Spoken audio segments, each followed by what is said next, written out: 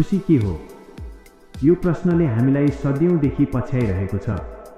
हामीले खुसीलाई सधैँ बाहिर खोज्यौं, धनमा, सफलतामा र प्रशंसामा। तर सबै थोक पाएर पनि मन किन रित्तो छ? किनभने खुसी कुनै वस्तु होइन, खुसी त चेतनाको एउटा गुण हो। हाम्रो दुःखको कारण बाहिर होइन, बितेको समयको पछुतोमा छ कि त नआएको भविष्यको डरमा। बुद्धले भन्नुभएको छ, अशान्त मनले सुख खोज्नु भनेको आँधीमा दीप बाल्न खोज्नु जस्तै हो। तुलना नै खुसीको सबैभन्दा ठुलो चोर हो। हामी अरूको झिलिमिली हेरेर आफूलाई सानो ठान्छौँ। तर सम्झनुहोस्, तपाईँ अरू कसै जस्तै हुन यहाँ आउनु भएको होइन। तपाईँ जे हुनुहुन्छ पर्याप्त हुनुहुन्छ। आफूलाई स्वीकार गर्नु नै शान्तिको सुरुवात हो।